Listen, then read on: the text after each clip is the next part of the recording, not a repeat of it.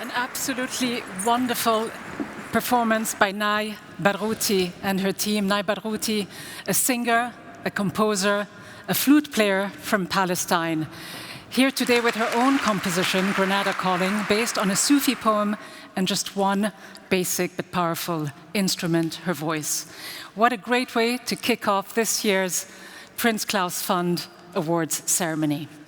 Your Majesties, Your Royal Highnesses, Your Excellencies, distinguished guests and dear friends of the Prince Claus Fund. It is a true honor and a great privilege for me to be here today, but of course you'd expect me to say that. Yet, it is an honor and a privilege and so much more. I was here a few years ago, and I'm absolutely delighted to be back here on this stage to guide you through the day's proceedings, and in fact this year, to share the stage with truly remarkable and inspiring laureates.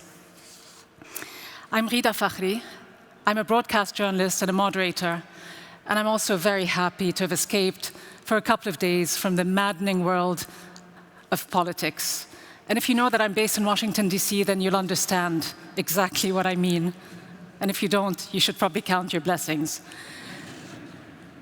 But in today's world of growing tensions and disunity, I can also safely say that it is almost therapeutic to be here, to be part of the philosophy of the Prince Claus Fund, a fund that brings us all together in our rich diversity, a fund that also helps us build better understanding and more tolerance towards each other's cultures. In short, a fund that puts at the fore of its efforts issues that truly matter, issues that so many of us around the world simply take for granted, but so many others actually spend their entire lives trying to protect and promote. And these are the issues that bring us here today. We are here to honor some of those brave, pioneering, and inspiring people who do this sort of work on a daily basis, role models for each and every one of us. This year, the laureates are all exceptional individuals, and they all happen to also be women. They have broken down barriers, they have built bridges through their art, through their craft, but perhaps even more importantly, through their shared grit and determination, commitment to their work and to those around them, to their courage and their integrity. And for that, they stood out and they came to the attention of the Prince Claus Fund. So it is now my distinct pleasure to invite to the stage the chair of the board of the Prince Claus Fund, someone who's in fact taken up his position just a couple of months ago officially, but who brings with him a wealth of leadership experience in issues like human rights, and perhaps almost as importantly, who brings with him a keen ear for issues of social development and cultural diversity. Please welcome Mr. Ila Kassim, Chair of the Board of the Prince Claus Fund.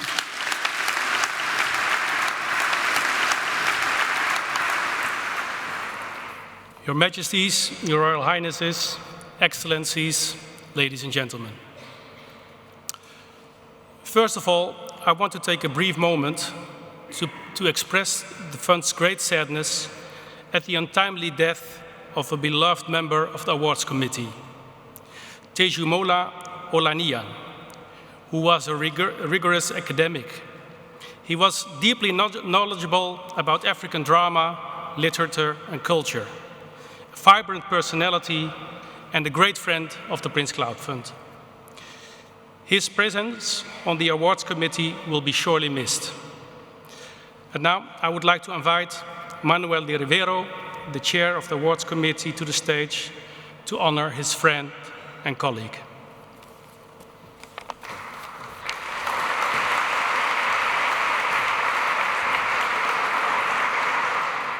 Thank you very much. It is such an unfortunate news that we had only Sunday.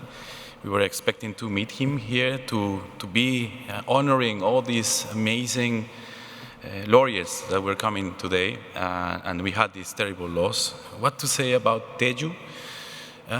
Only good things, and especially that kindness, that his powerful voice. He had a voice of a warrior, but with the kindness of a nun.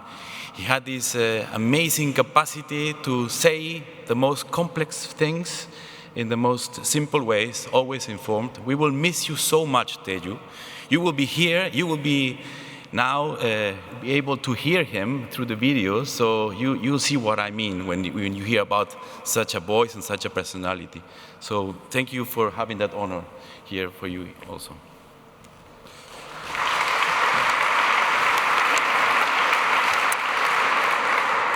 Thank you. May I ask you all to stand up for one moment of silence in respect of this special man.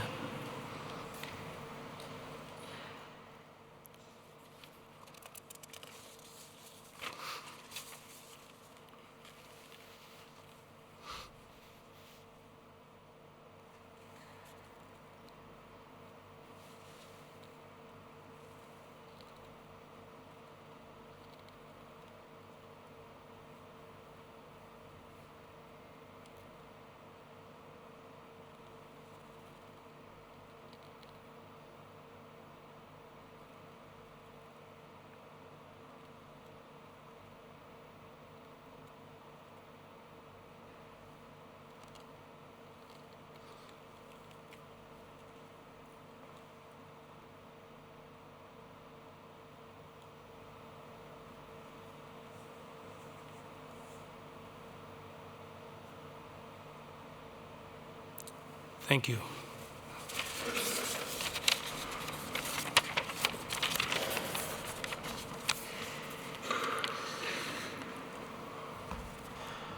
I apologize on forehand for this rather abrupt shift from this moment of silence towards this speech, which is about the fund.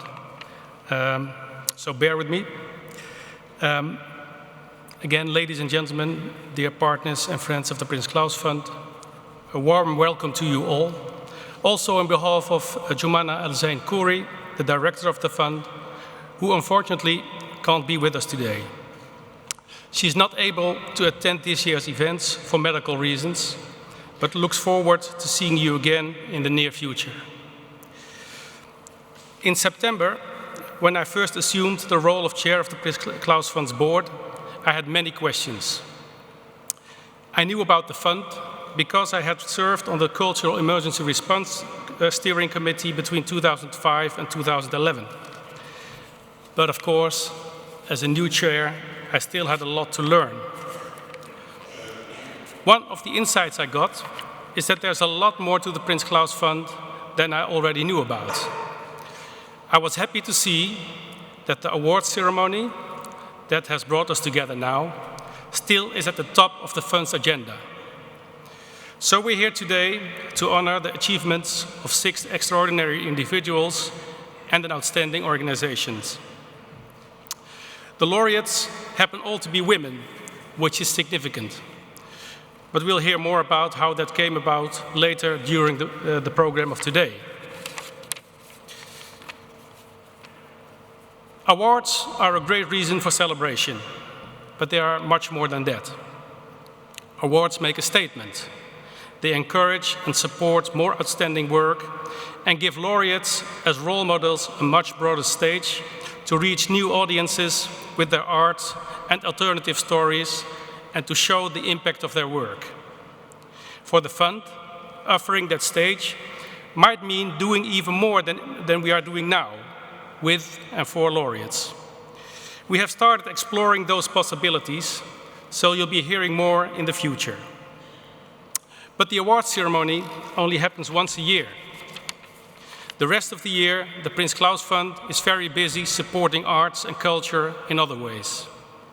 Many of you will have your own stories of how the Prince Claus Fund has inspired or supported you in some way. We keep challenging ourselves to stay relevant in this world of rapidly accelerating change and apparently conflicting realities. Is the fund agile enough? Can it deliver a real impact, working in so many ways, in so many areas? What I soon realized, if I can personify the fund, is that it meets these challenges because the fund is a listener. It's a dancer. It remains flexible. It takes risks too, but it takes them responsibly. The fund does its research. It constantly consults many people in and around the field. Our partners, many of you here today, are a rich resource. You come from all disciplines and all corners of the world and offer good advice. You know the situation now, and your concerns signal trends that may arise elsewhere. Another major way the fund keeps on its toes is through its support of young and emerging artists. Exchanges like the one this past year that linked up Dutch hip-hop stars with their Senegalese counterparts keep the fund's finger on the pulse of what's happening. Demand for support continues to increase. And looking ahead, I wonder, how will we continue to manage? How can we make a more sustained impact? The Prince Claus Fund has always been about exceptional people, our laureates, our partners, and our own team. They will remain at the fund's core. Going forward, we will focus more on strengthening our relationship with our laureates as role models and change agents. My strong belief in the work of the fund is sounding like a laudation for the fund itself, which wasn't what I intended. But these were some answers to my questions of how the fund will manage to stay relevant, efficient, and effective. The Prince Claus Fund is likely always to stay modest-sized, but going into the future, it will adapt, because it's a fast and flexible dancer with a strong foundation. Thank you.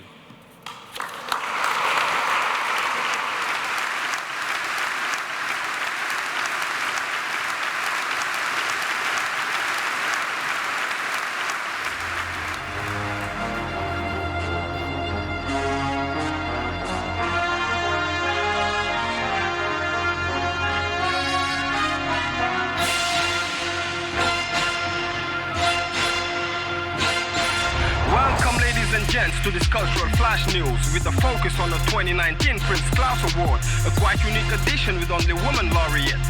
Women, isn't this a man's world? Isn't this a man's world? Yes, women taking over, impacting today's society at the forefront of innovation, painting new reality. These exceptional ones are the perfect illustration. Let's learn about our laureates through this presentation. Now. Gonna start in Africa, Sudan to be exact, to give props to Kamala Ibrahim Ishag. She's not to be presented in Sudan's art scene. Her impact is so tangible the blind would have seen. Cultural activist for more than 5 decades, she pushed African visual art beyond its barricades. From the Khartoum school to the Crystalist, Kamala's always been an intellectual catalyst. She has given a new image to the Sudanese women with endless support and empowerment. She's a reference, a mentor of several generations, a cultural hall of fame that deserves celebration. Now.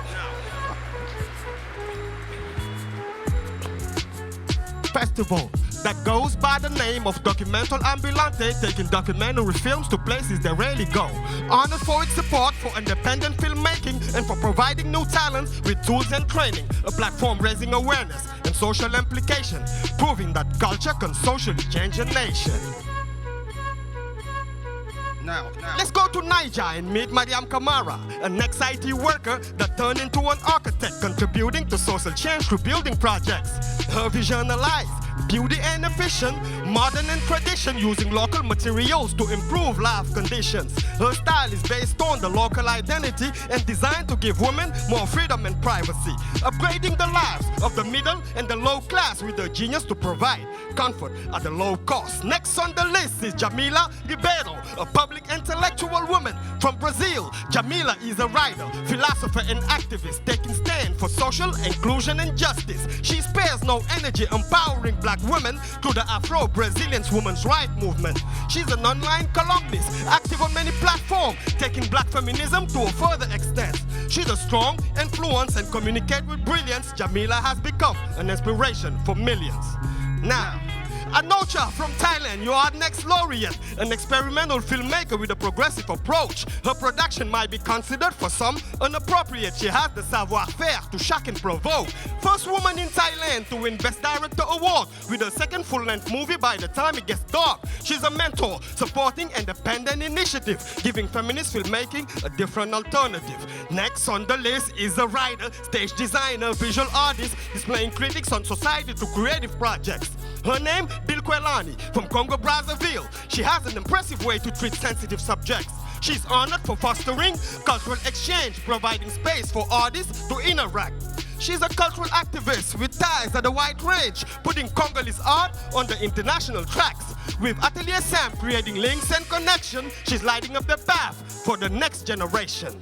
Now, speaking of next generation, let's now present the laureate for the next generation, an award honoring young individuals for positively impacting the younger generation. Her name, Mónica Franco. She's from Ecuador, an impressive young writer with an unorthodox style. Her narratives are shocking, rough, rugged, and raw, putting the core of human personality on trial. Her use of creative language to paint infinite emotion had made her a reference among the younger generation. She mapped her own path, set her own rules. Mónica has become a leader of the new school. Now, end of this presentation. All the laureates are women, a woman-run organization. And that brings in mind one single question, right? Who run the world, girls? Who run the world? Girls, who run this mother? Y'all run this mother? Well, no matter who runs it, one thing we got to know is that to run this world, you'll need a lot of cardio. This is the end of this cultural flash news. Congrats to all the laureates and see you soon. Peace.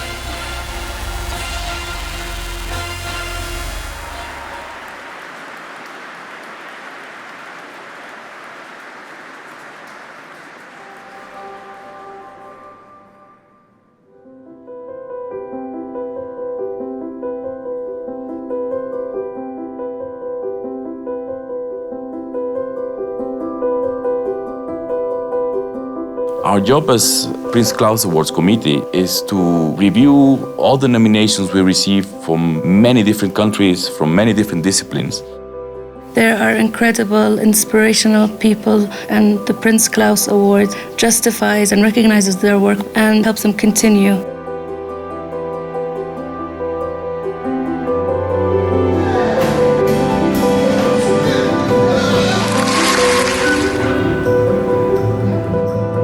The Prince Claus Award is about freedom. It's about freedom to be able to innovate consistently, to be able to confront consistently.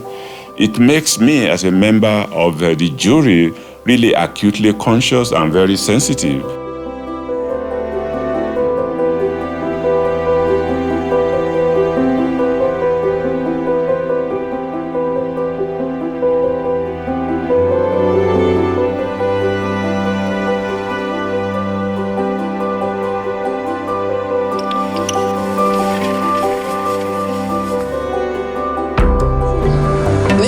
été assassinés pour des crimes d'honneur. Ceux qui sont venus de loin.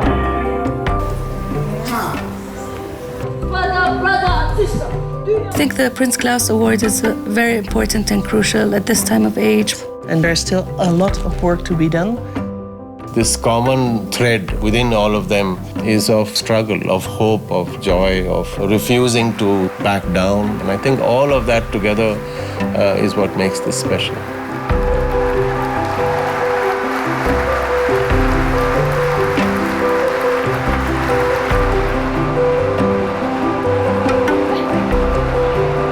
We are living in a time where we are building physical walls and mental walls. The laureates are those who are brave enough to tear them apart.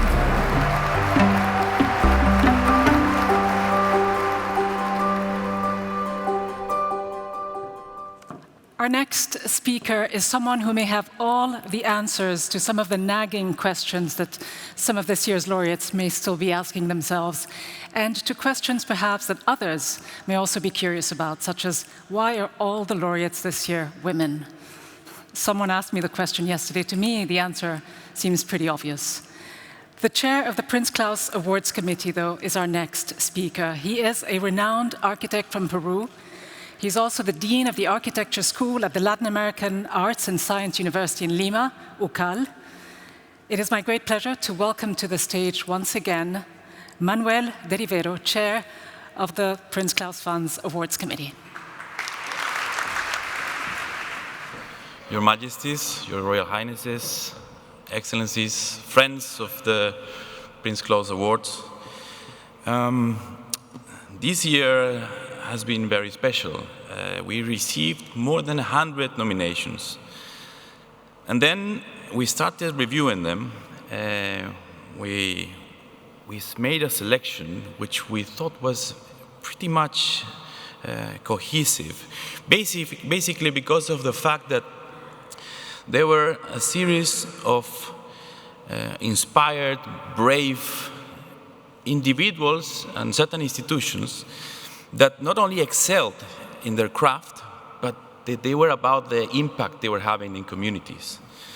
We were very happy with it. When we started seeing which were the strongest ones, we found another common feature. We found that the strongest ones were women, or an institution in this case that we later knew was run by women, which came up as a complete surprise. We were not looking for it.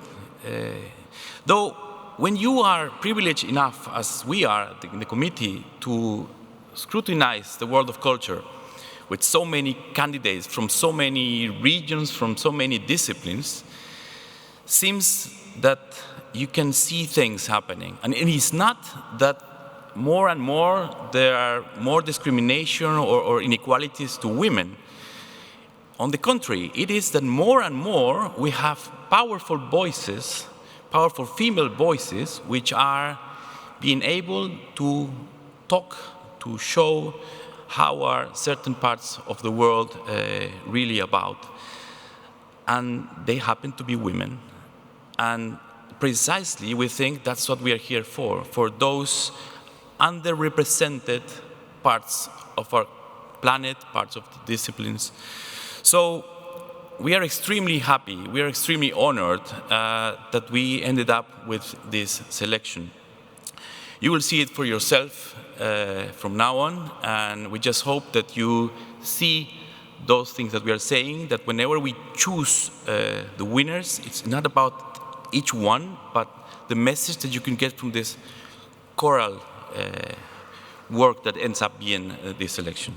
So thank you very much, and I hope you really see all the things we have seen in there. They just simply happen to be women, but they were the strongest of all the nominations. Thank you very much.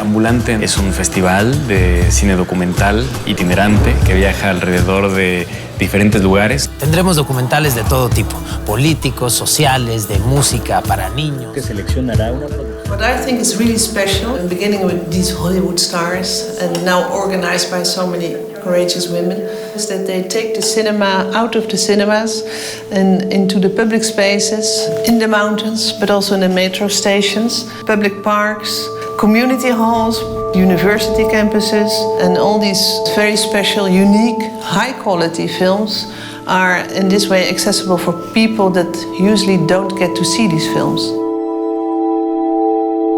I want documentary film culture in Mexico to be understood as fundamental to our social life and not just an incidental or accessory part of our environment. Ambulante más allá para mí significa el sueño de varias personas. Another reason to honor Ambulante is one of their programs called Ambulante Beyond. And what they do is that they go to places, villages, communities, indigenous communities, to help people to make their own films, to express themselves, to tell their own stories. Y entonces me gustaría que la película reflejara el fortalecimiento de la identidad. Somos todo un equipo y realmente como equipo ya haces todo por el bien de todos. El documental es una herramienta de cambio muy poderosa. Ambulante, gira de documentales 2019. Proyecciones, invitados especiales, pláticas, mesas redondas, talleres, clases magistrales. Ambulante is awarded for their courage, but also for their strong and visionary commitments to documentary film. It's a very active program with a lot of impact. These films raise awareness, stimulate the political debate, and look towards the future.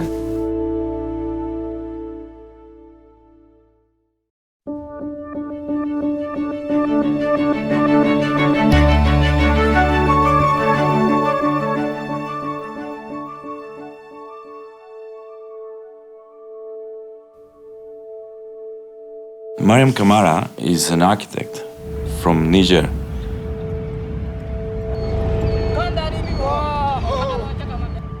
She is an extremely talented designer that understands architecture as a cultural means to change society. She's not the kind of person that sits behind a desk and designs a beautiful building, but she goes out into the communities, really looking for the needs that the people have. Je rêve de vivre ici, sincèrement, après la visite, après ce que j'ai vu, parce que c'est très bien réfléchi. On se sent en famille ici. She is using different ways of construction. For instance, reusing local materials like earth masonry, and then making buildings which are economical and socially sustainable. I think the reality is that we no longer have a choice. I think that's what we're all feeling, that, you know, the planet is in bad shape, economies are in bad shape, everything is kind of in a crisis. So I find it actually really encouraging about what is it that we can do as architects to really push the ball forward and make our own contributions towards those kinds of problems. She built a public compound where there is a mosque, but right next to it, she built a literacy center and then a library. So just by going to pray, a little girl could then find herself an opportunity to learn to read and then find books.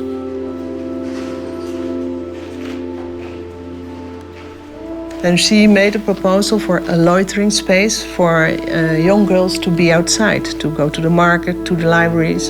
In some cultures and countries, it's not that easy for young women. So by using imagination that design many times provide, she can start changing lives.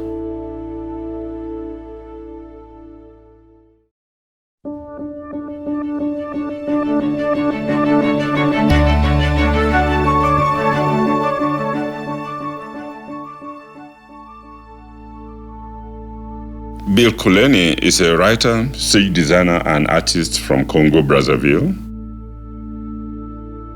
Bill's work explores loss, gender, violence, war, and loneliness.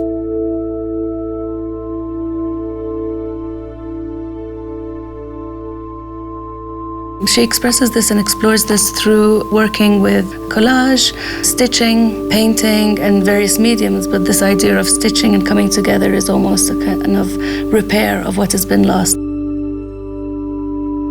I would say that Bill Kouélany is significant and a great example to other people, especially because of her generosity. In 2012, she initiated Atelier Sam as a place for the youth in Congo to come together, work, explore ideas, be inspired, and think of their futures.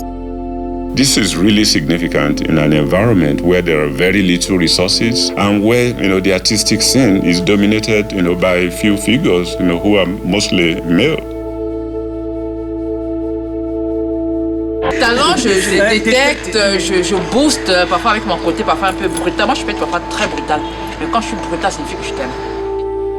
She's a role model and a mentor to a lot of young Congolese artists to help them develop their careers, not just at home, but also abroad.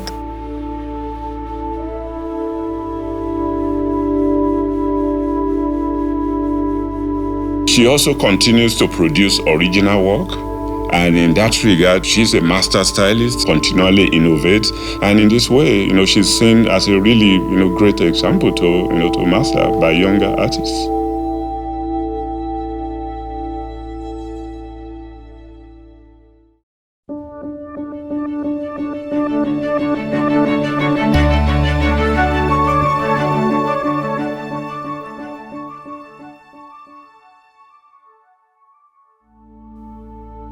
Djamila Ribeiro is a Brazilian philosopher, a writer, and public intellectual. She's one of the most popular and active feminists today, working on the scene.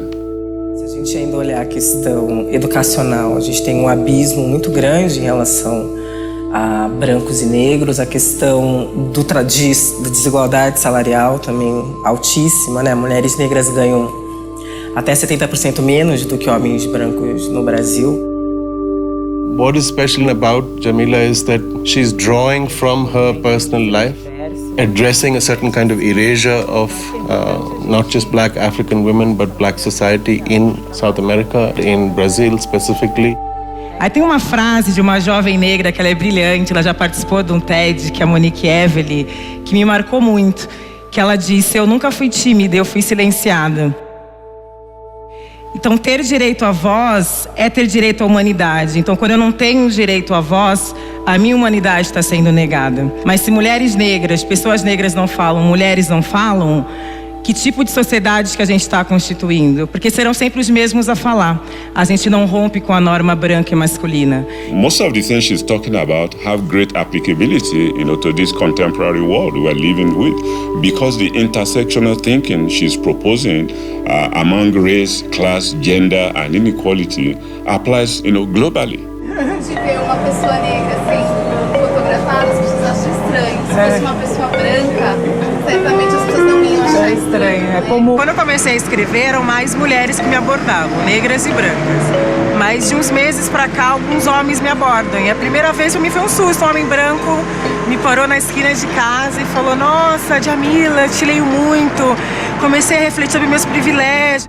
For a voice like that to emerge, connect on a daily level with young people, with older people, respond continuously, this clearly shows how critical Djamila's voice is. And from the point of view of the jury, I think we felt it was necessary to affirm, to acknowledge, to respect, to support this voice at this point in time.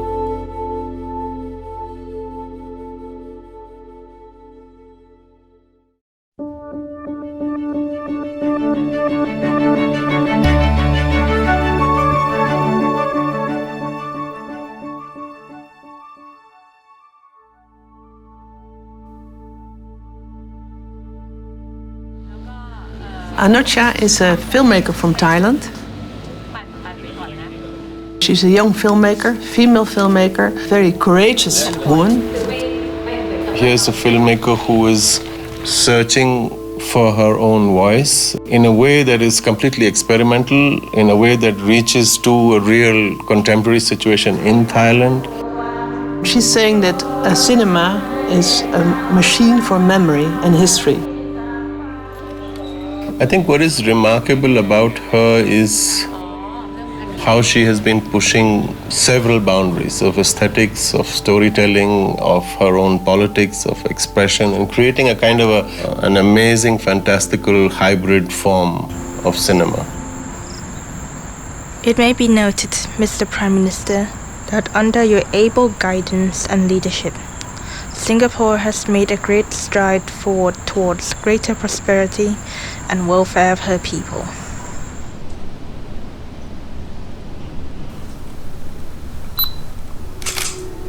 My work deals with the socio-political history of Thailand.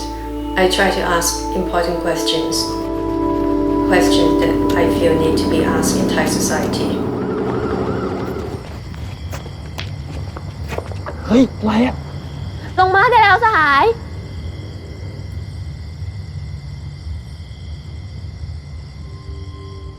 The impact of her work is that she's not only involved in making films herself, but she's also very active in creating possibilities for other filmmakers. By funding filmmakers, by creating an infrastructure, by workshops, events, platforms, discussions. And I think for both these reasons, for pushing a hybrid form, for being relevant, for a feminist voice, as well as for supporting younger filmmakers, she's quite a remarkable filmmaker at this moment in time in Thailand, and I think is an example for several other countries.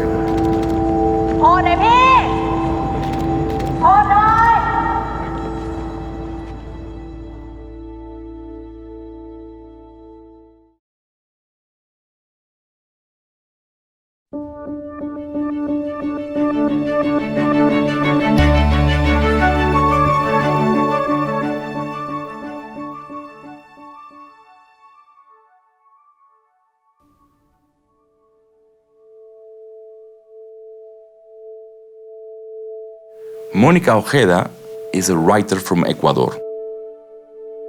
She is a courageous and talented writer that at only 30 years old has managed to already write 3 novels. In Ojeda's work, you find references to comics, to horror movies, to Hollywood classics, but also to high-level philosophy, writers and scholars. She's really, deeply intellectual. Mónica Ojeda has had an enormous acclaim within the Spanish literature circles. And this is because she has used the new language of her generation. Cecilia no deja de mirar a Gog y le da igual estar sucia. Papá la llama puerquita, cerdita, chanchita. Sus videos se llaman piggy.avi. Hoy descargué babyj.avi, tiger.avi, bathtime.avi. And she uses that language to tackle subjects that in conservative societies Latin America are never spoken. Complicated issues like sexual abuse in the most internal spaces, schools, home. Lo peor, pensó, no era ahogarse, sino que el padre la reviviera y ella tuviera que vomitar mares de agua con cloro para ser lanzada a la piscina otra vez, como la pesadilla dentro de una pesadilla, eternamente, porque el fin, había llegado a creer, no existía si el padre estaba cerca para devolverla al punto de partida y empujarla a un camino sin horizonte. En la escritura hay un trabajo de armar, ¿no? De hilar muy fino, ¿no? Es como una especie de bordado, ¿no? El aprendizaje se da a través del proceso de creación de un proyecto propio. She's talking about an underbelly of our existence and our minds and our psyche. She's opening up territories of sexuality that we are unsure of opening up, talking about freely. But what is special is that she's doing all this in a very calm way, but in a very strong, persuasive way. And I think it relates to just about anybody in any part of the world.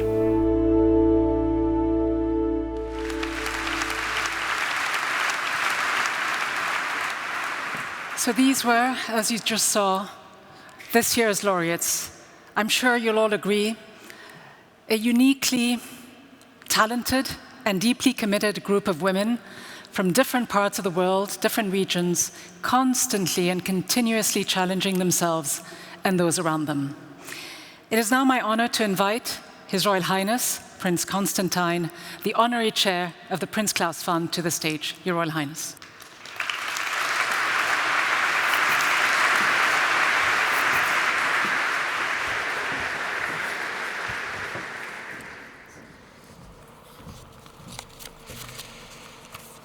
Yeah, before I read my speech, I just want to say that maybe you also feel this, but when I see these images, I have this funny kind of combination of being very excited about all this happening, but also kind of a calm and peace in that if we hear the daily news and everything that's going on, to see that you got people like this that are committing their lives to doing incredible work in the arts and are helping so many people. So thank you that you're all here. Your Majesties, Your Highnesses, Your Excellencies, dear friends of the Prince Claus Fund, of course, dear laureates. The Prince Claus Fund tries to stay on top of global trends. So are we being topical this year by inviting a full female lineup? Well, actually, we're not. The 7 laureates were not selected because they're women. We heard that. They were the best in their categories. The only topical aspect of this year's award is that the award committee actually selected them. As many women, equal or even better qualified than their male counterparts, do not get selected due to all kinds of implicit and explicit biases. I'm grateful that the awards committee dared to stick out its neck. This lineup shows us and allows us to acknowledge the role women play in societies as agents of change, as well as the bearers of stability, not leaving behind men, but opening up a space that's been too narrow for too long. This year's award are a testimony of a next emancipation wave, where employers, policymakers, curators, investors, art directors, and also husbands are discovering the persistence of gender inequality. And actually today, the Parliament voted on a 30% quota for women on boards in this country, acknowledging that issue. So notwithstanding 100 years of universal suffrage, notwithstanding fundamental freedoms, notwithstanding the fact that at many universities more women graduate and with higher grades, many implicit and explicit biases remain. Through choice of words, subtle gestures, habit and culture, education and upbringing, women are still put at a disadvantage compared to men.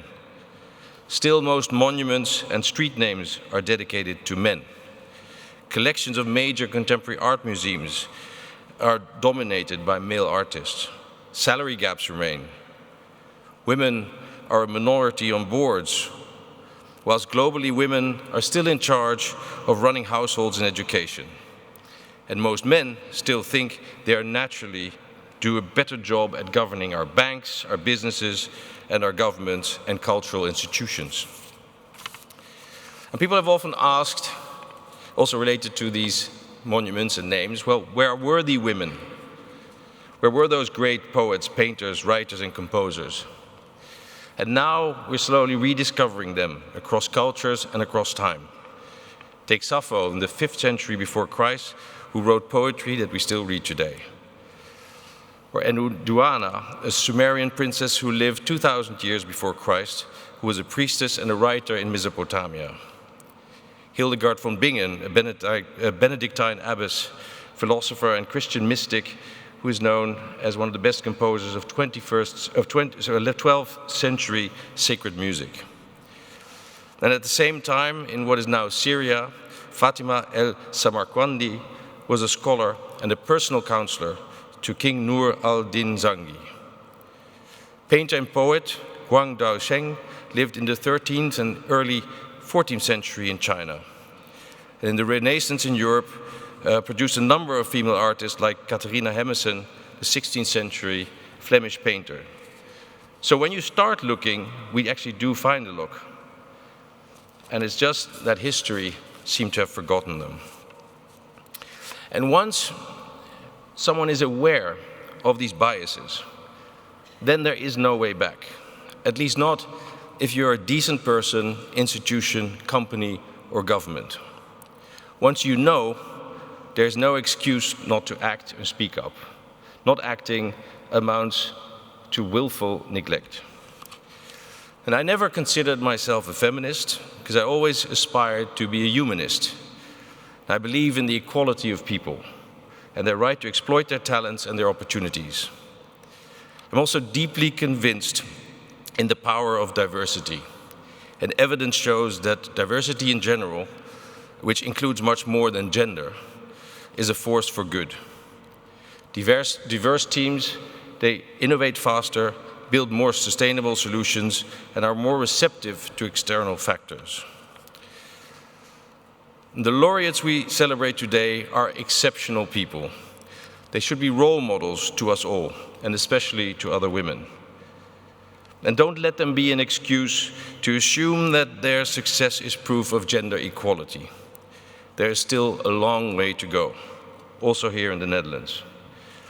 So before we admire their brilliant work and celebrate their successes, let us acknowledge their resourcefulness, their drive, and their stamina to establish themselves against many odds.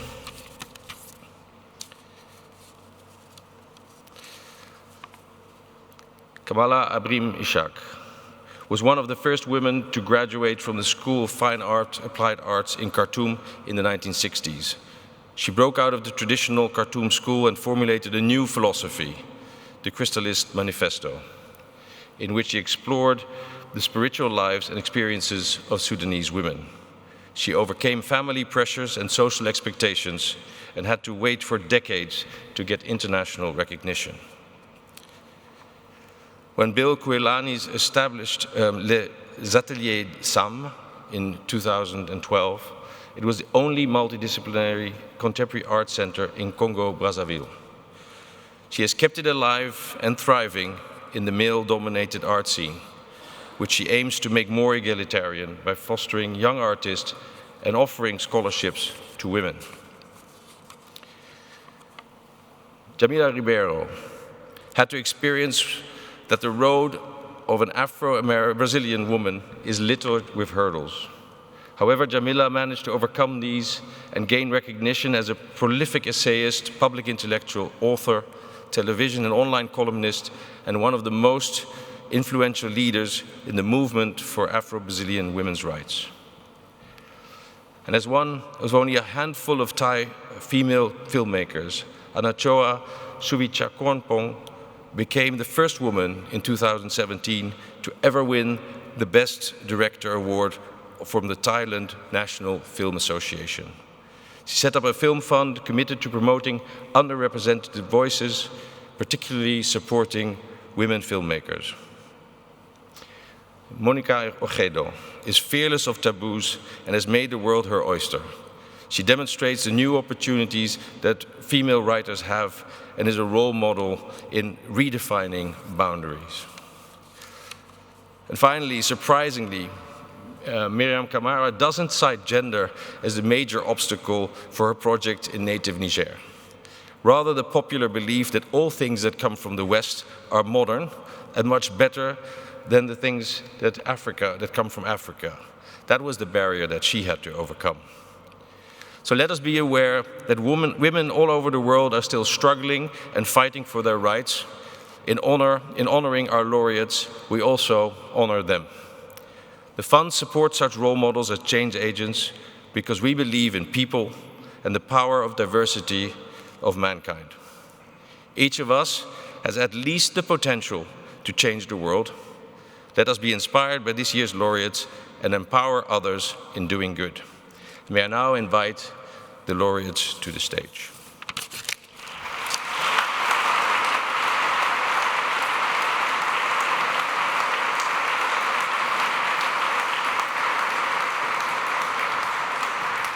Thank you very much indeed, Prince Constantijn, for once again emphasizing that culture is a basic need and for the unwavering and continuing support that you have shown through the years for the continuing valuable work that the Fund does in so many different countries in the world.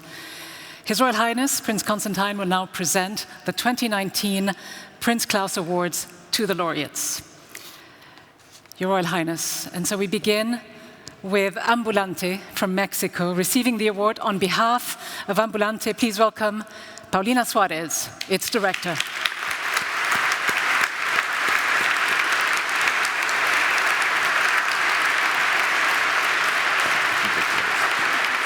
Congratulations.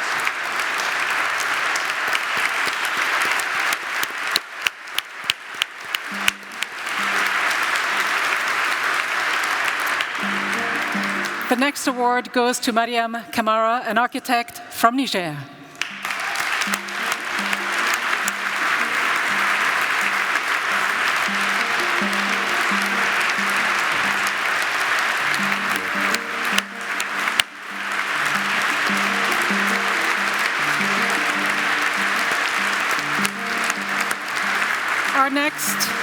Our next laureate is Bill Kouélany, visual artist, writer, stage designer, a leading figure in the Congo-Brazzaville arts movement.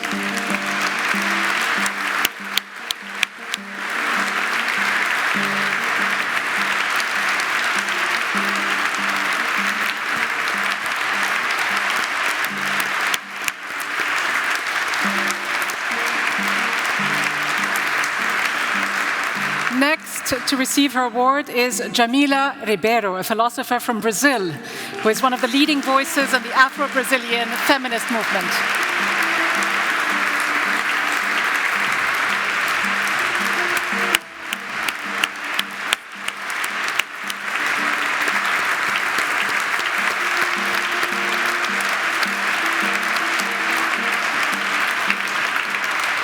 From Thailand, please welcome filmmaker Anocha Suwichakornpong.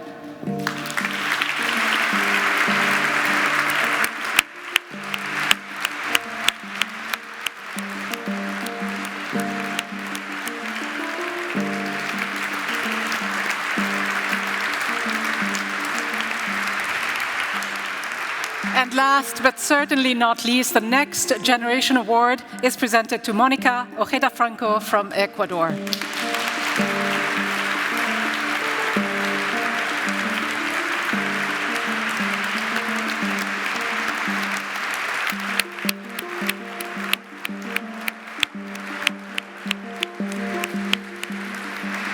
Thank you very much indeed, Your Royal Highness. And so here they are, 6 women, 6 laureates who embody the principles and the values of the Prince Claus Fund. From the visual arts to architecture, from film to poetry, they have all used different tools of cultural expression to push the boundaries and speak up where culture has been under pressure, under attack. They've also led by example and are leading the way for other women to follow. So what motivates them? What drives them? What does this award mean for them, and where do they go from here? Paulina Suarez, Ambulante is an organization that is run by women. In fact, you are one of 4 female directors. How positive, how critically important is this gender imbalance, shall we call it, in the day-to-day running of the organization? Does it make a difference? In what way? Well, thank you for your question. I'm here representing the work of our founders, the Morelia International Film Festival, Cinépolis, our staff, wonderful staff, our amazing volunteers, and these 3 incredible directors who make everyday decisions with me. It's not only an organization run by women, but I would say it's a feminist organization. And that means that I think feminism is part of our decision-making process. It's part of the politics that we engage in. It's part of the films that we program. It's a non-authoritative, I think, decision-making process. So collectivity is central, and that is a feminist value that we appreciate. Interesting that you call it a feminist organization, given the fact that it's been co-founded by 2 men. In fact, one of them being one of my favorite actors, Gael Garcia Bernal. I would have asked you what it's like to work with him, but I won't. I'd rather ask you, what is the tangible proof of any social impact on the ground that you see through the work that Ambulante does? So I think cinema is a collective art. I think trust in the collective experience is very important to cinema. We are working in Mexico, where there is a lot of corruption, where there is a lot of violence, and to just trust to be with each other in public space is, I think, a key and critical part of what cinema can do. We also contribute to the diversification of the cinematic ecosystem in Mexico. You know, we want to promote new voices. We want to see what different perspectives and visions can tell us about not the Mexico of today, but the Mexico of the future. Paulina Suarez, thank you very much. Mariam Kamara, to you, as an architect from Niger, you often point out that so many African capitals were built during the European colonization era and therefore were built on someone else's conception of what a city should look like. You have refused to submit to that notion. How much room is there, though, today for that kind of return to a more traditional, vernacular type of architecture that takes into account and really values local materials and know-how? Yes, absolutely. I think actually for me what's more encouraging is to realize that the key is not so much to go back in past. It's really about trying to figure out what our identity is today, what is our history, and then figuring out how to compose with all that and create a new way forward. So it's very much about the future, not so much about the past. And we happen to be in a unique situation right now where a lot of African countries are developing economically, and it's almost kind of a new like a new phase of our independence in a way, where we get to build new infrastructures, new housing, all of those things. So it's a perfect time as an architect to actually really rethink how we make our spaces and how they respond to the local realities. And as an architect who lives in both worlds, you live in your own native Niger, which has its own set of specific challenges, both ethnic, socio-economic, cultural, religious, and so on. And you spend a lot of your time among the concrete and steel of American cities. What are the more positive ways that you feel as an architect you're able to contribute to help communities, especially one like yours, which has a booming young component to it? Yes. No, absolutely. I think actually the most important thing for me and the most, quite frankly, enjoyable part of my work is taking the time to really get to understand what the users of the building we design need. What are their dreams, their aspirations? What are their problems? What is the economic condition? What's the political condition? And really try to figure out how the spaces can start really responding to that. And that, to me, is really what architecture is about. Architecture is really about human beings. We make space for human beings to inhabit. So forgetting that and focusing more on the aesthetic of something or on the form is doing a disservice to ourselves as architects. So I find myself to be very fortunate, actually, that I get to work in a setting where I can really explore much deeper problems. Mariam Kamara, thank you. And of course, the committee has pointed out the fact that you do engage in both the beautiful but also practical designs that value traditional architecture. Bill Kouélany, to you, you have taken under your wings dozens of young women and men, girls and boys, I should say, in Congo-Brazzaville. What is it like for you as an artist to have spent years just training and nurturing so many talented young people around you who would otherwise not have had these opportunities? Voilà, quand j'ai créé les ateliers SAM, j'ai voulu avant tout que ça puisse être un espace de production, ça puisse d'abord être un espace social, un espace de sécurité où les jeunes, en poussant la porte, puissent se sentir bien, parce que je pense que quand on est jeune, on est très, très fragile, et pouvoir trouver quelqu'un qui vous écoute, qui vous donne les possibilités de pouvoir vous exprimer, je pense que c'est une chance. Et une chance que beaucoup n'ont pas. Parce que moi aussi j'ai été jeune, je me souviens qu'il y a des gens qui m'ont tendu la main, et je pense que ce que je suis devenue, c'est parce que j'ai eu à faire des belles rencontres. Et si je soutiens aussi beaucoup de jeunes filles, c'est pas parce que je suis même pas du tout féministe, je ne pense pas qu'il y ait un art féminin ou un art masculin, mais je soutiens les jeunes filles pour que l'humain en eux puisse s'exprimer en toute sécurité, en dehors des tentations voilà, de tentation sexuelle ou de faiblesse. Voilà. Donc je les mets tout simplement en sécurité pour qu'ils puissent s'exprimer. Donc ce sont très fréquentés par au moins une centaine voilà, de jeunes garçons et filles. Bill Kouélany saying that when she created the contemporary arts center in Congo-Brazzaville called Les Ateliers Sam, she wanted it to be, first and foremost, not just a production space, but also a social space.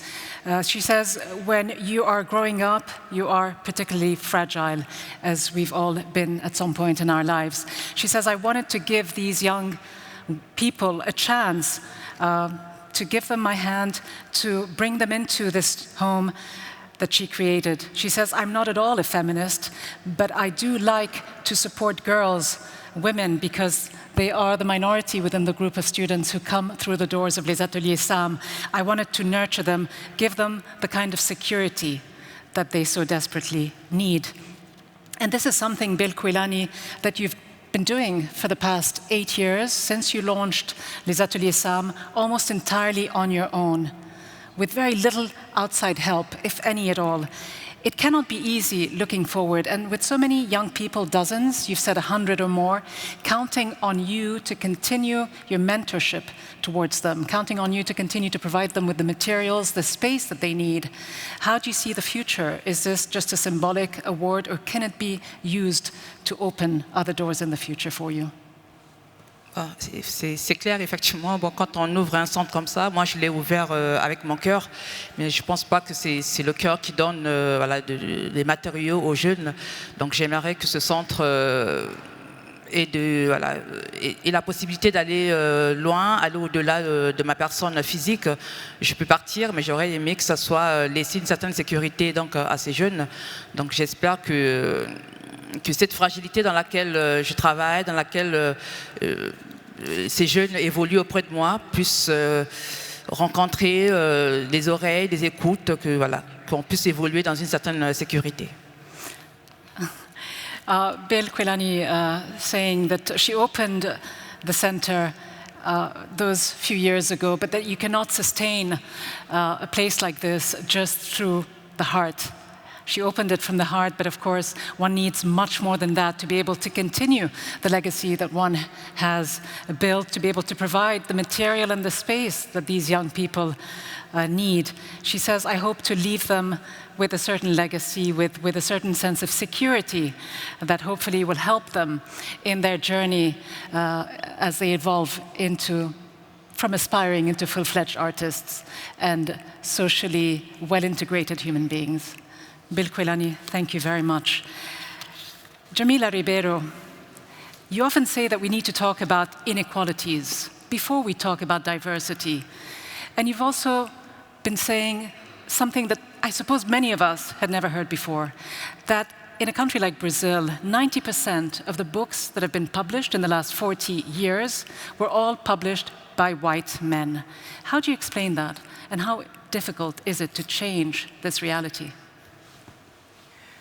Well, I think it's important in Brazil to confront the idea of a racial democracy society and how racism is a structure and how our legacy of slavery time, which are more than 300 of slavery time in Brazil, impacts our society.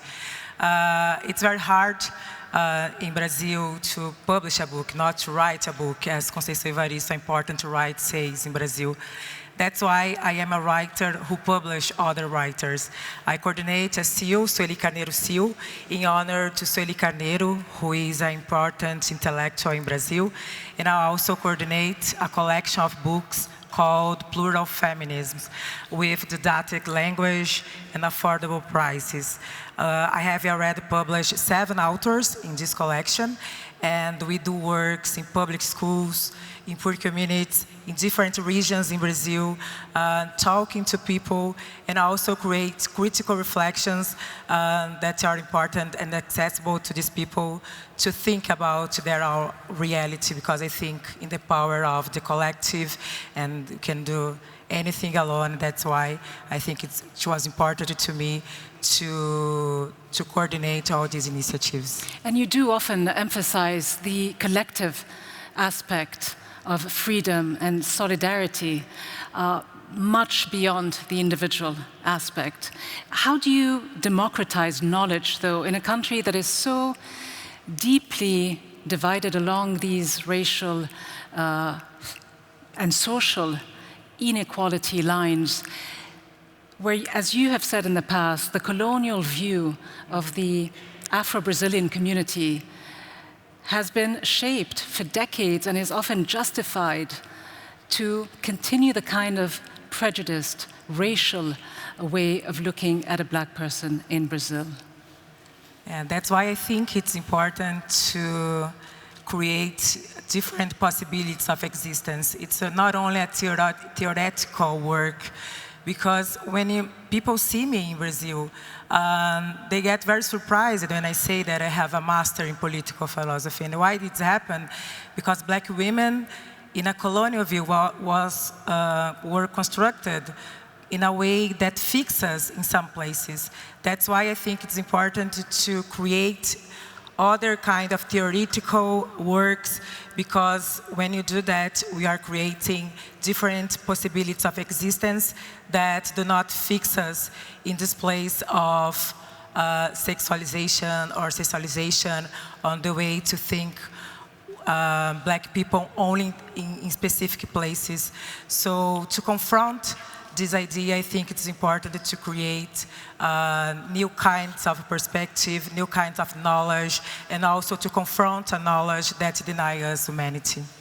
The importance of challenging these structural, as you say, racism and structural discrimination towards people. Thank you very much, Djamila Ribeiro.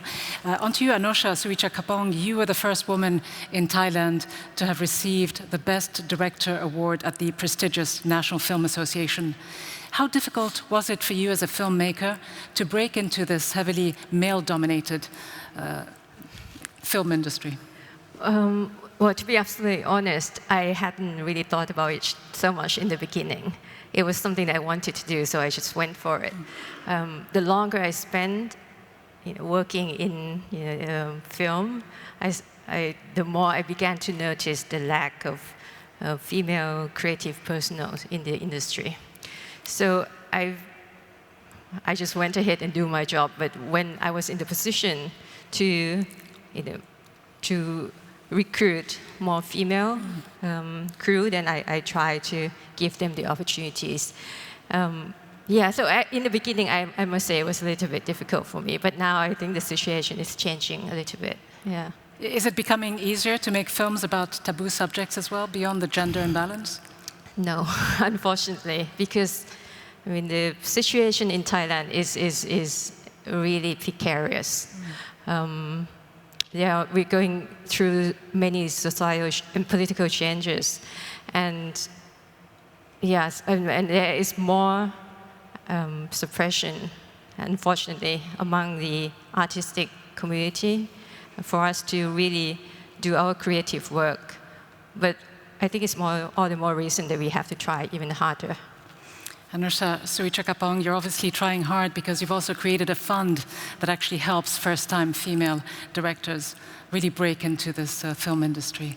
Mónica Ojeda Franco, you always take on these contentious, difficult topics as a poet, as a writer. You believe that writing makes us more empathetic as human beings, less cruel. How has writing shaped you in a positive way? I do believe that when you write, you are imagining possible ways of life, other possibilities of existence, like Djamila said. And in that way, you exercise how to extend your empathy. And by giving others a book that tries to understand the pain, the preoccupations, the things that other people experience, and those readers read this book and feel it and actually get close to these realities. I believe that that is actually the way and the only way that we can be less cruel to others through art and empathy. And it isn't always easy for younger people, especially in more challenging and constraining environments. As someone who embodies the aspirations of the next generation, what do you say to those young women in your part of the world who are trying desperately to do what you do?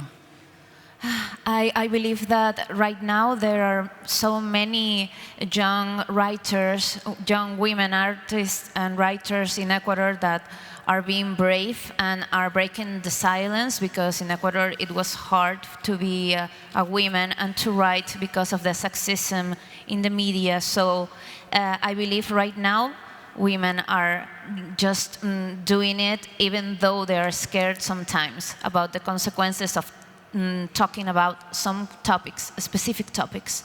So I do believe that the new generations are starting to get brave and also like be awakened about important things, and understanding that art is not only something for the elites, but something that is actually helpful to make change, social change. Women just doing it, you're obviously all living proof of that principle. Mónica, Anocha, Djamila, Bill, Mariam, and Paulina, thank you all so much for sharing these stories with us.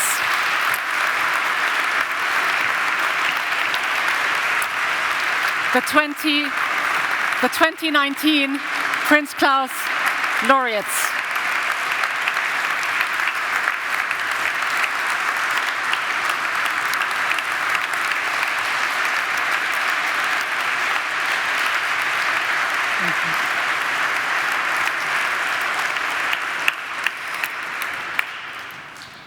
Just a snapshot there, but remarkable stories of women who have made it through their remarkable talent, but also sheer grit and determination. Women who have inspired and helped those around them. Women who have also broken stereotypes and taboos. Women, simply put, who have refused to remain silent.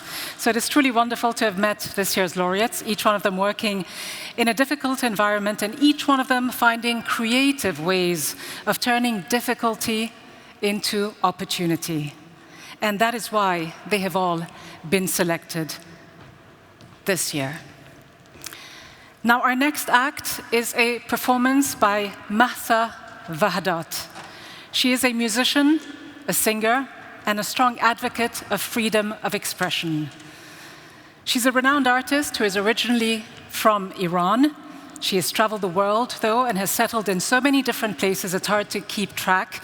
She now lives in the United States, but very much lives her life like a nomad. In fact, she likes to say, "My voice is my home." And today she is here, and she will be performing for us a song that has been aptly named as "My Place is Placeless," a piece of her own composition with lyrics from two of the great Persian poets, Rumi and Hafiz. So please welcome Mahsa Vahdat.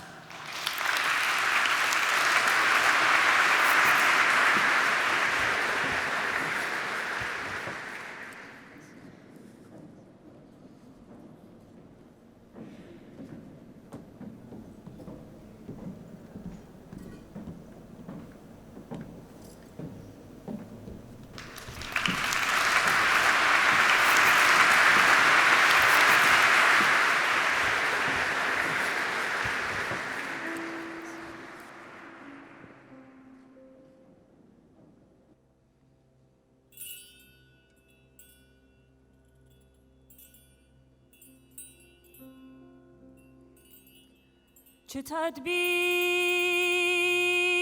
ای مسلمانان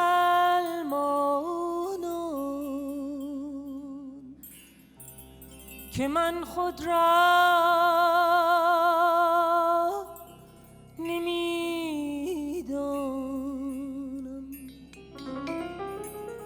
نترسان یهودیم، نه گبرو نه مسلمانم،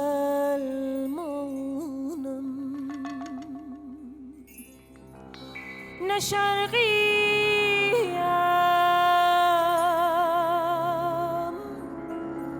نه غربیم،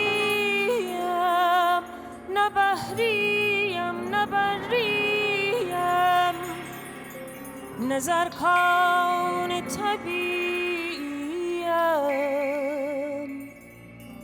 نه از افلاک گردانم نه از هندم نه از چینم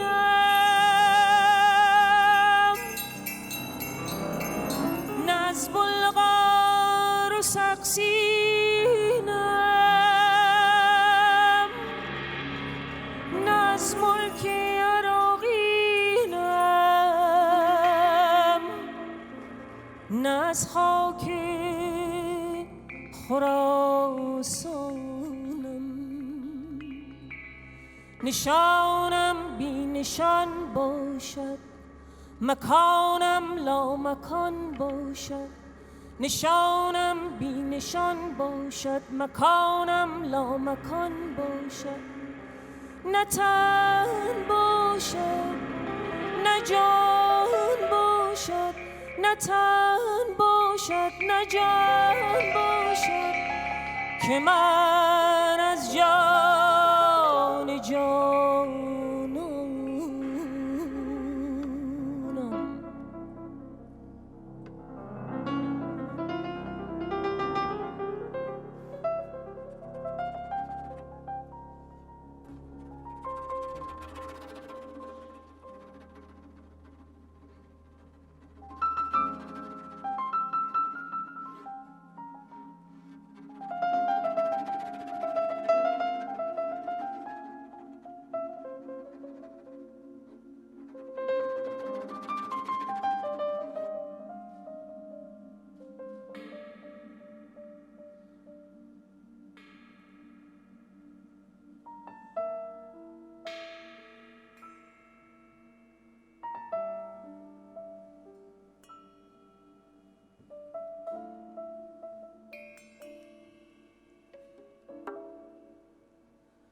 گفتم غمی تو دارم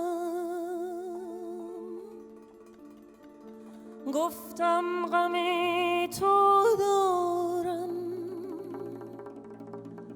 گفتا غمت سرایت گفتم که ماه من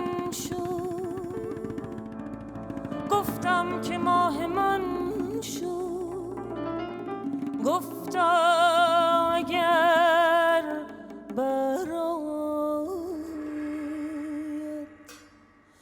گفتم که بر خیالت راه نظر ببندم گفتم که بر خیالت راه نظر ببندم گفتا که شب روست و از راه دیگر آید گفتا که شب روست و از راه دیگر آید.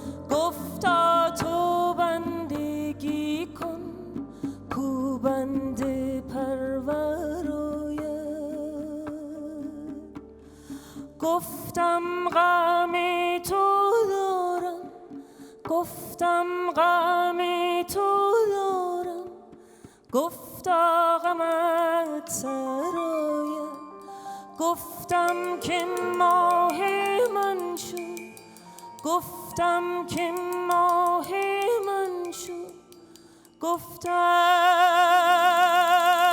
که ماه من شد گفتم که ماه من شد گفتا اگر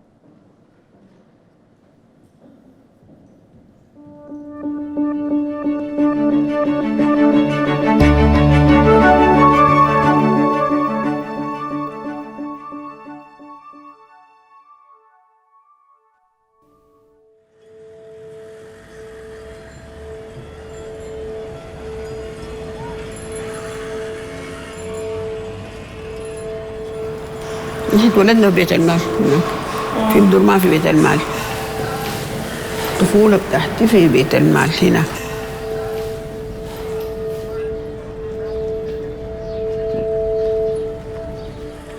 فكرت إنه أنا ليه ما تذكرت إنه أنا أرسم المنطقة اللي ولدت فيها وقمت فيها وعندي يعني هيستوري كبير فيها وأفكار يعني حاجة وقصص من المجموعة كنت فيها يعني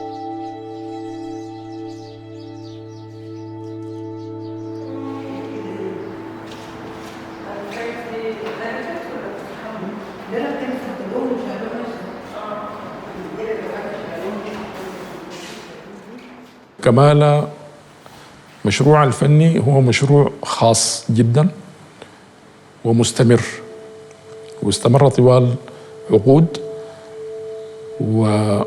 وده بيتضح في أنها ما سعت إطلاقا لأنها تشتهر أو الناس يعرفوها أو ما يعرفوها أو أنها تعرض أعمالها في داخل أو خارج السودان يعني كل همها كانت أنها هي ترسم باستمرار وترسم تقريبا كل يوم.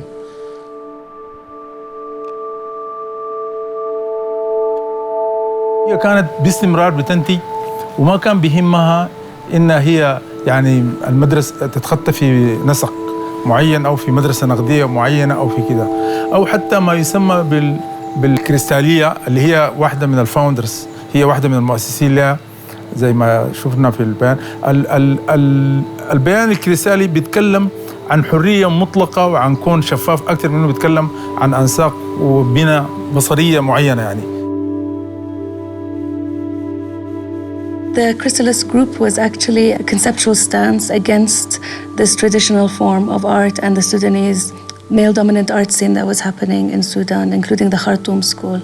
It was a way to break from the norms and to introduce a new way of looking at contemporary and modern art.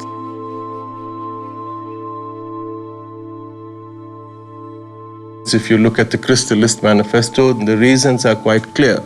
The reasons are to create a space for introspection, for exploration, for resisting a certain mainstream paradigm. And we often follow the success of a lot of younger people. And we often forget that there was probably somebody behind. كمالة سمعت بها في كلية الفنون الجميلة كل ما عن أساتذتنا كل ما يحسوا بينا إن إحنا تراخينا في عملنا أو في شغلنا يقوموا يخطوها لنا كنموذج قدامنا يعني. To many of her peers, she's also a kind of mentor to the extent, that they get better in conversations with her. They learn new things and approaches to life, and also empowered many women artists across Africa. She's really significant in this regard.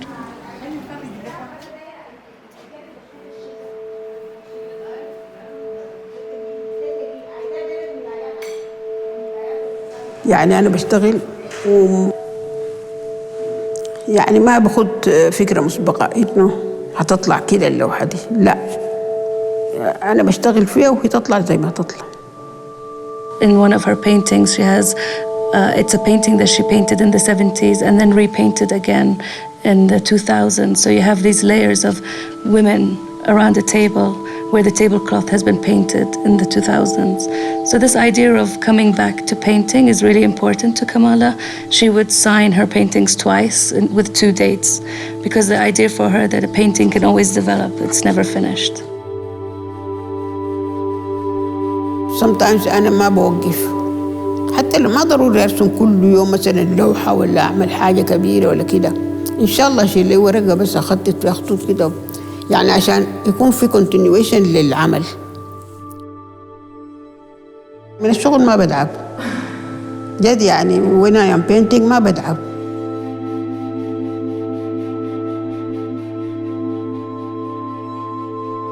كمالا يعني كشخص مبدع هي بتستحق جائزة مؤكد. أول حاجة بالسبان اوف تايم، الفترة اللي هي اشتغلت فيها من الستينات هي بتشتغل وبتنتج بشكل مستمر، بتنتج على خامات كثيرة جدا، على الجلد، على الضفوف بتاعت الإيقاع، على القرع، على الكنفس، على الورق، على أي حاجة كمالا بتنتج عليه. بتعمل ماسكينج لحاجات قديمة بتخلق فيها علاقات جديدة، بتشتغل ايكونوغرافي أحجام صغيرة جدا من الرسم، يعني عندها أشكال متعددة جدا فهي مؤكد يعني كشخص متفرد بتستحق جائزة، ما في 2 3. كمالا بتستحق الجائزة بالنسبة لي لوجهة نظري أنا، هي الرائدة، يعني هي المشت في الصفوف الأمامية في المواجهة يعني. She's a teacher, she's an artist, but more than all of that, I think she's a force.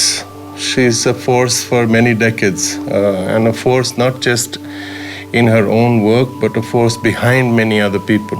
It seems that she's created space, a space for freedom within that society, to think, to make, to resist, to engage, to younger people to express, not once, not twice, but continuously. And in that sense, I think she's been quite a phenomenal inspiration.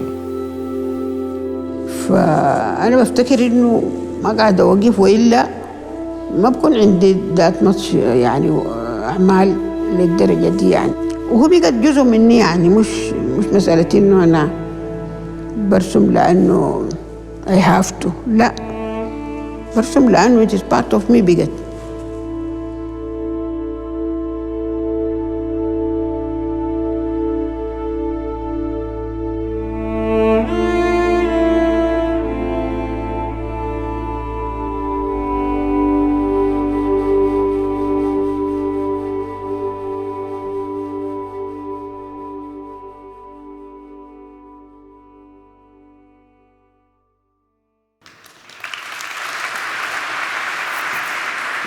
It is my honor to once again invite to the stage His Royal Highness Prince Constantijn, who will now present this evening's Principal Award to the inspiring, pioneering Sudanese artist Kamala Ibrahim Ishag. Welcome.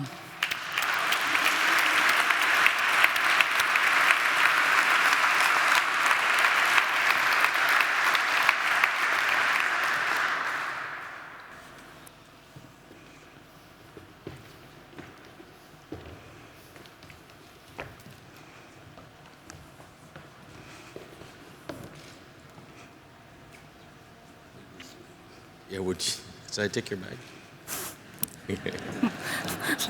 You want to put it in there? Let me give you a hand. Okay, put it in there.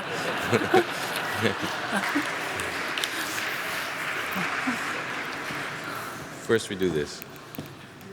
Congratulations.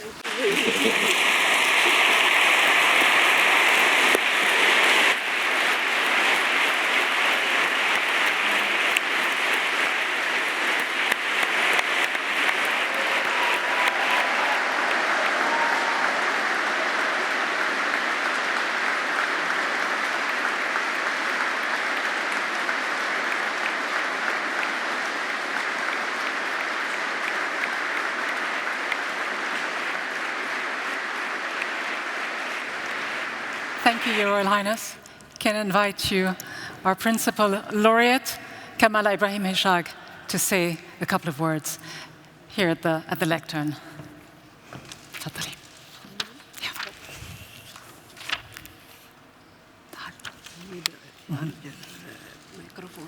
Okay.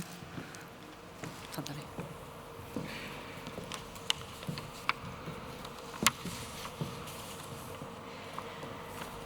Are these working?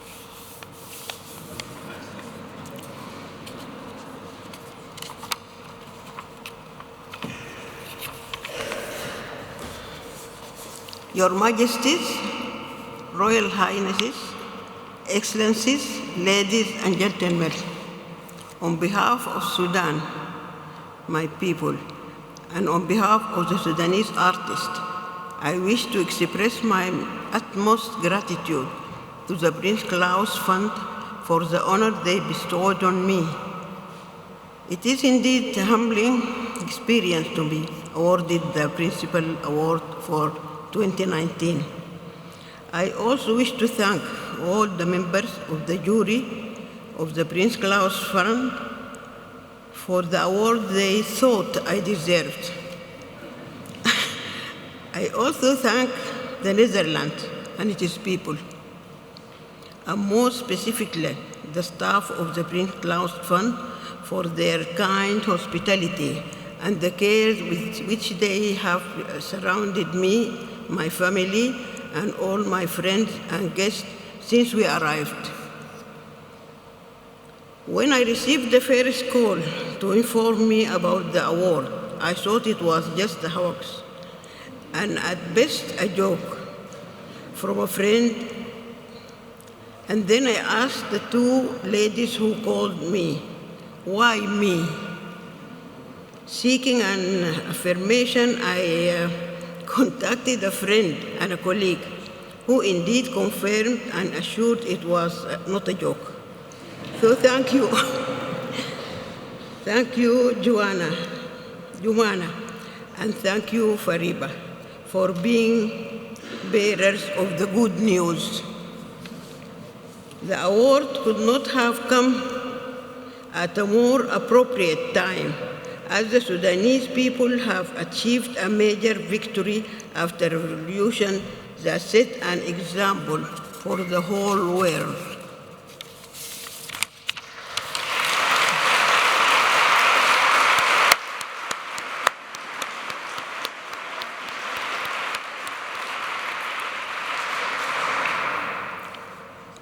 For the whole world of peaceful struggle for freedom, justice, and equality.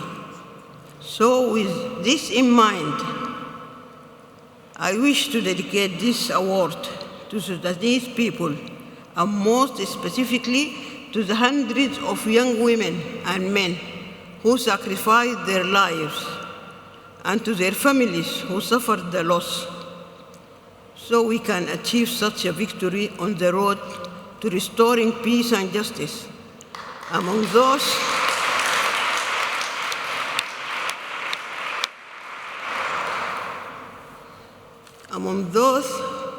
there have been many artists who contributed murals, paintings, posters, in addition to the musicians, singers, and poets who made the revolution to become a carnival of beauty and creativity.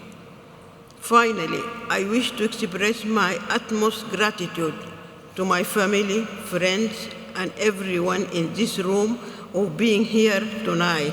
Once again, I am grateful. Thank you.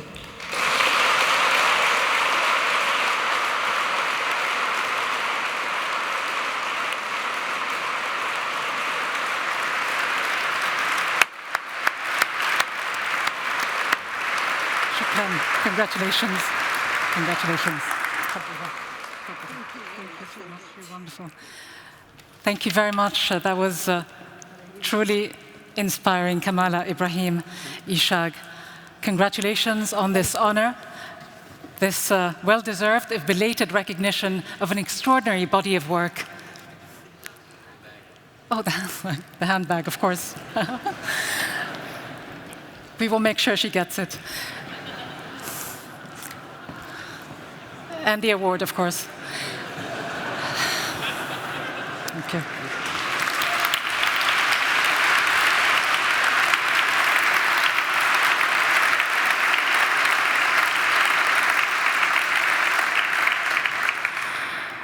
A beautifully and richly deserved recognition at the age of 80 for someone who continues to show the way and paint on a daily basis. A recognition for her role as a trailblazer for young Sudanese and African artists everywhere. Our next speaker is a veteran diplomat, a politician, an international civil servant. She has had a distinguished career within the United Nations and its specialized agencies.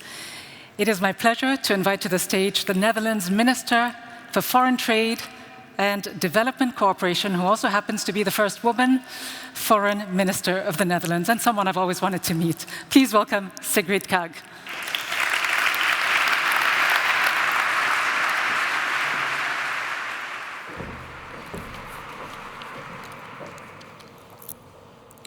Your Majesties, Your Royal Highnesses, Prince Constantijn in particular, Your Excellencies, Mr. Qasim, Ms. Ishaq, Kamala, Alf Mabrouk Aleki, Fakhr al-Watan, laureates, ladies and gentlemen.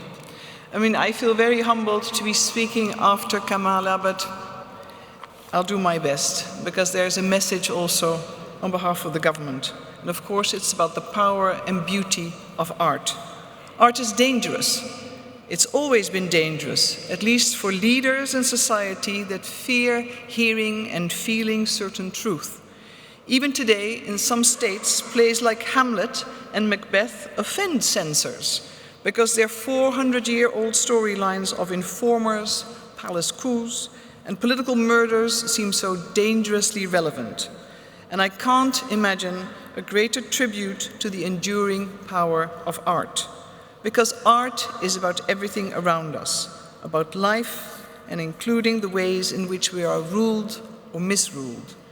Creating art can therefore also be an act of bravery, of hope, as we've seen and heard by our laureates, or daring to see a future that others cannot or will not. Art is also about defying skepticism, about ignoring those who say, it's always been this way, we can't do anything about it. Because we can.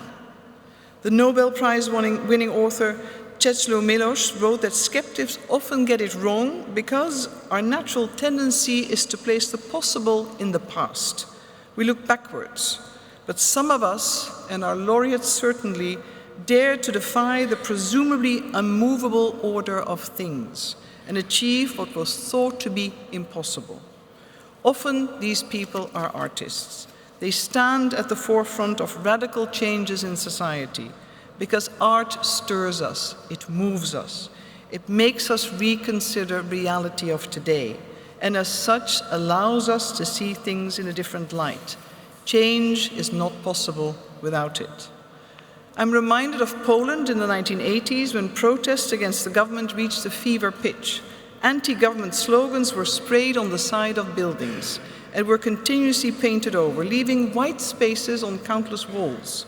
This back and forth continued until a group called Orange Alternative, led by artists from the city of Wrocław, began painting pictures of dwarfs on the blank spaces.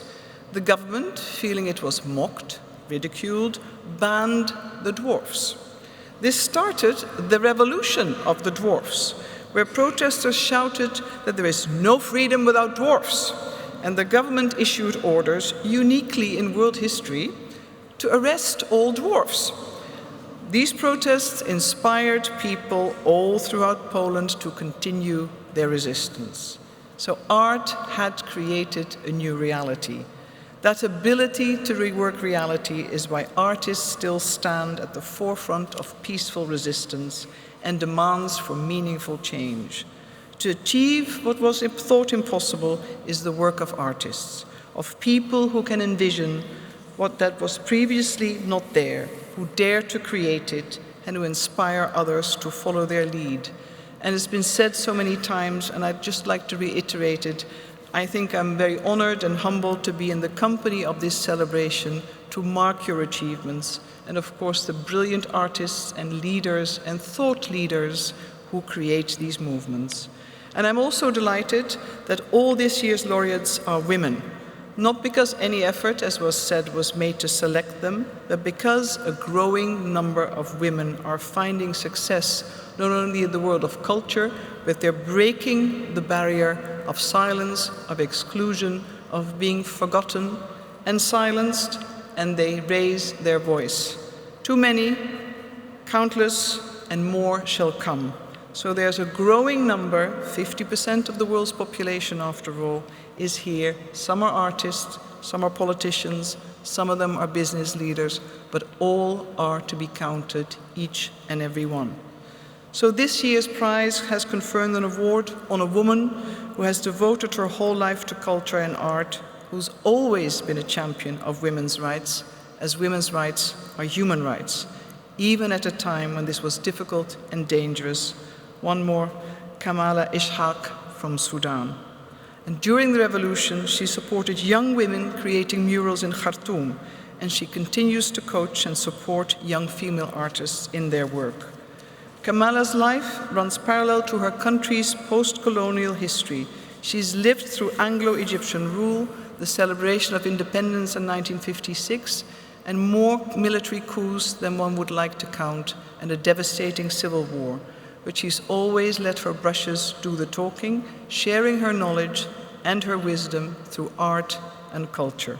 And her compatriot, political cartoonist Khalid El-Berg, said in his freedom lecture here in Amsterdam last month, art is all about disturbing the comfortable. And that's precisely what you've managed to do these 80 years, Kamala. You have brought back the fallen heroes and the heroines of the Sudanese revolution. You've brought them back to life on oil. You've commemorated them, and they stare out from the canvas, both as accusers condemning the injustice done to them and your country, but also as the guardians of hope, of dignity, and pride. By creating art and culture, Kamala, you and the other laureates have inspired us, and you also give us hope in our shared humanity and in our duty to always do more towards that goal. You've also shown that art is not only an intrinsic value, but a social value, that art is all about what makes us human, in a universal language, because all of us can recognize its beauty, even when we're not permitted to speak. And ladies and gentlemen, I'd like to express my gratitude to the Prince Claus Fund for all the fund has done in the last 20 years for culture and art. And I'm delighted it continues to enjoy such broad support, and that we can continue to cherish the work and carry the work that it does in the memory of Prince Claus, in whose honor it was established, for the greater good of our shared humanity. Thank you.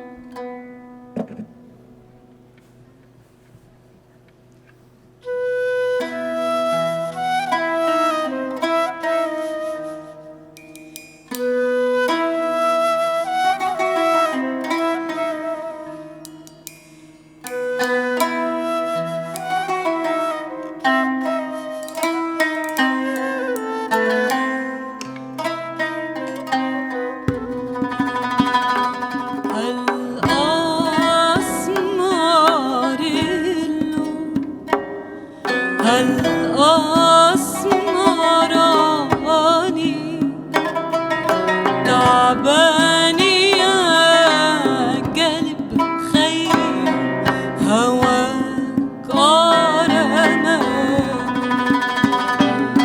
يا ابو عيوني وسام حطيت بقلبي وجاع يا ابو عيوني وسام حطيت بقلبي وجاع بعطيك سمع رباع خيو من عين قارس مالي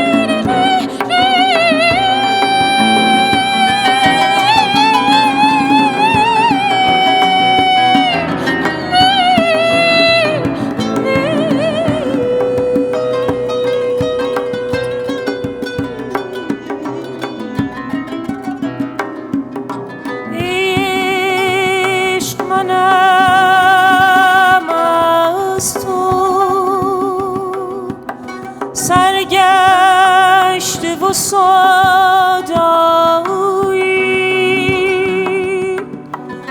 من در همه عالم مشهور به شیدایی در نامه مجنون تو از نام من آغازم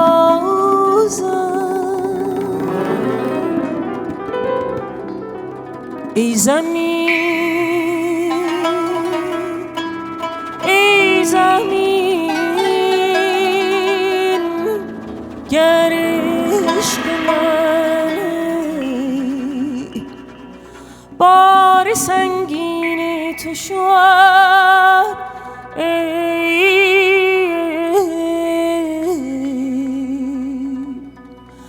روی بله کفترم می نویسم نام او می نویسم نام او هی می کشم اندام او تا که دنیا باقیه آسمون هفتاقیه آبی هفت آسمون کفتر ملاقیه کفتر ملاقیه گر به دریا بنگرم زاب دریا بگذرم موج توفان گیردم با خیالت در رهم چون با خیالت در رهم جان به دریا می کشی هیبت باغ و تو بای بهشت بی وصال یار من شور و حال یار من وای من وای بهشت دشت و تو بای بهشت وای من وای بهشت دشت و تو بای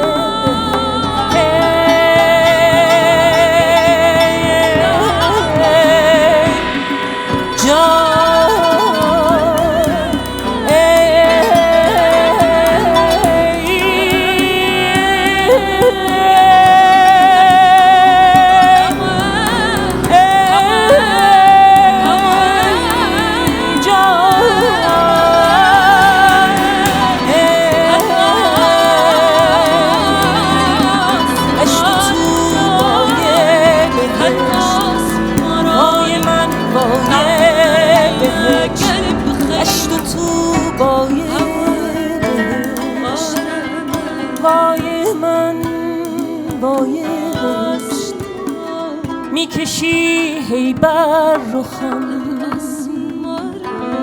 باغ و تو بای بهشت بی وصال یار من شور حال یار من وای من وای بهشت دشت و تو بای بهشت.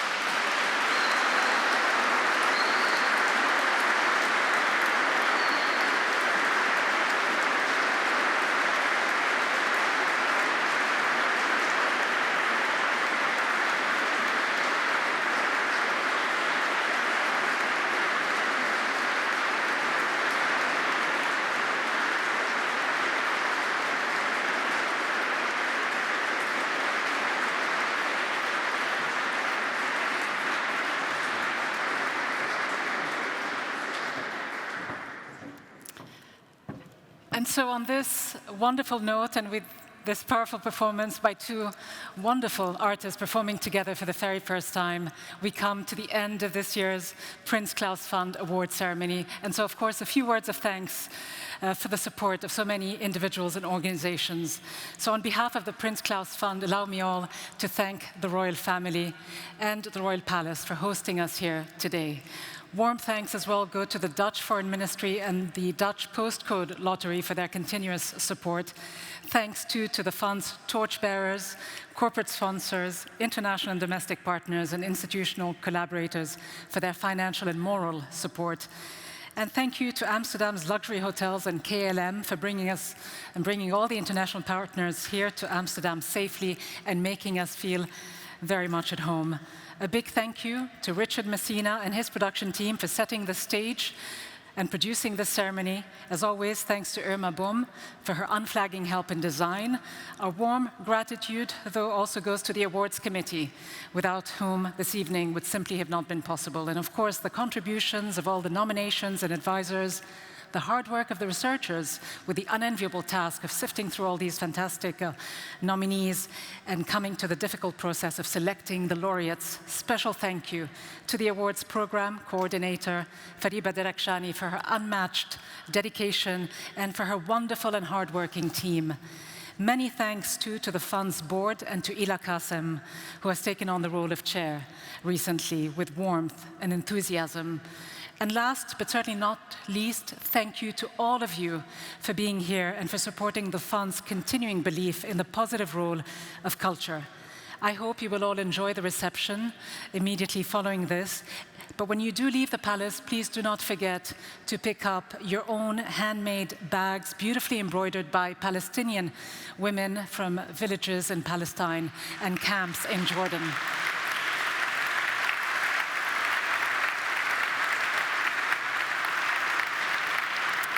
And with this, my personal heartfelt thanks to the Prince Claus Fund for inviting me to be part of this very special occasion. Thank you very much.